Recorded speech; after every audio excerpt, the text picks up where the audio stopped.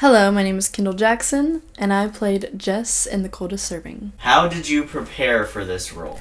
So, actually, I've been preparing since the stage play. I've been preparing for this role since 2023, when I was supposed to play Jess, but I had to back out because I was only 16. But now, I can, and I did. Introduce us to your character.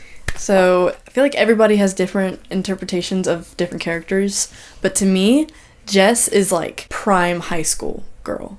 She's 100% like in the high school like lights. She wants all the drama. She wants all the info. She wants to be the therapist friend. She wants to know everything. And she doesn't realize that that's a little invasive and that you shouldn't know everything about everyone because you don't want to, really. Like deep down you don't want to. So I don't think she thinks about things at the full capacity that they are before she does things or thinks of things or says things to people. She just does and says them because she's a high schooler. Your character is a complicated one. She certainly isn't the most guilty out of the group, but she's not exactly innocent either. How do you see her? I really think that Jess is just a kid. In my brain, she's just like every other high schooler. She just doesn't think about things before she does them. And when I was in high school, which was very recently, I let things slip without thinking of what I was saying and then later on regretted it. I can imagine that Jess has that same feeling.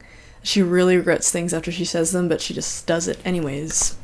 She doesn't think about things before she does them. You were bound to a chair for a large portion of production. What was that like? I am very, very lucky because I was one of the first to be set free, but at the same time, I was bound to the chair, and that's not fun because of the heat. If it was colder, I really wouldn't care because I like sitting. I like being stationary. It's not that bad when you're sitting. Just in the heat is not fun. There's a point in the film where you had to get pretty messy on set with like fake blood and a bunch of stuff. Just tell us about that day on set. What was it like? In the moment, it was like I was feeling myself. I liked it. Like, low-key, I was like, I've always wanted to just be bloodied up. I thought it was cool. And then later on, I went to go to the hairstylist to get my hair done, and my hairstylist was like, your scalp is really red. And I was like, oh no. And she was like, it must be from stress. I was like, no, because that's actually fake blood stained my scalp. I thought it was fun. It was totally worth it. What is your favorite line in the film and why?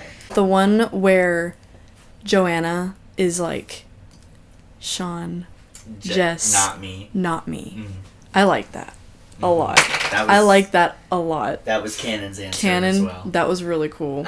I forgot about that until he mentioned it. I was like, that is a really good one. But like most of Joanna's lines at the end of the film is just, it gets me. How were you able to allow yourself the space to be vulnerable on camera? Well, I've done a lot of cringy things in my past, and I kind of got through the hating myself on camera because I have done so many cringy things on camera. And also, this film, I use this as an outlet anyways. I didn't really think about the whole being on camera thing. I was thinking about my job and like getting all that out. Yeah. So, it was kind of easy. Like, I didn't really think about it too much. What was it like filming this movie in the middle of the summer in South Mississippi?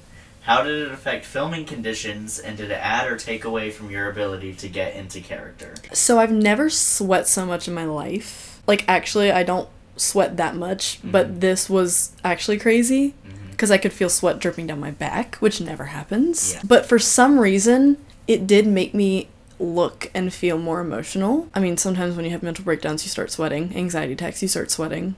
I mean, I've experienced that in real life. That's probably the most I've ever sweat in reality besides this film is like anxiety attacks, panic attacks, stuff like that. So it did kind of make it look more realistic. But then I went to Tennessee and I was like, it's so nice feeling here. If we could have filmed this here, it would have felt nicer. But I mean, it kind of helped the film, to be honest. How has this production impacted your life? Being in theater, you get a lot of drama between cast members and people. There's always someone that doesn't like you or someone that just has something to say. But it felt like with these cast members, everybody was accepting of everybody. We all got along. And I felt, when I got there, I felt like everybody was honestly like appreciative of me being there, which I've never felt before in any other arts things that I've done. It's changed me. It made me feel more accepted. It made me feel better about myself. I actually learned, I guess, a life lesson from the film itself, because I feel like every film you watch, there's a message behind it. And this one really made me realize that, like, you really gotta think about, you gotta step in other people's shoes, even if you don't like it. Even if it's something that you don't want to admit to yourself, you have to do it. Especially when you're gonna when you're thinking of doing something so rash, like confronting somebody. If you don't like someone and you don't like what they're doing and you want to talk to them about it, you have to step in their shoes and imagine doing what they're doing or living the life that they live before you do something. Because if Beth had done that, things would have gone a lot smoother. Why should people watch this film? Because it's awesome, first of all. If you like thriller, there's a lot of things that you can find interest in this movie, but also because of how hard our team worked all together. We all worked together on this film, and our director is spending night after night making sure everything looks good for the audience, and it's just him and a couple other people. It's a very small group that is working on this. That's putting all their time and their effort into making this look good, because it does look good. It looks amazing. And all of our cast members have put so much effort and time and their emotions in general, like everything that they had in them, into this film. And we're so proud of it. Our director's so proud of it. Everybody that's worked on it is so proud of it. So, I mean, even if you hate it after you watch it, you watched it. You don't have to watch it again. That's a good thing about not liking a film. You don't have to watch it again, so.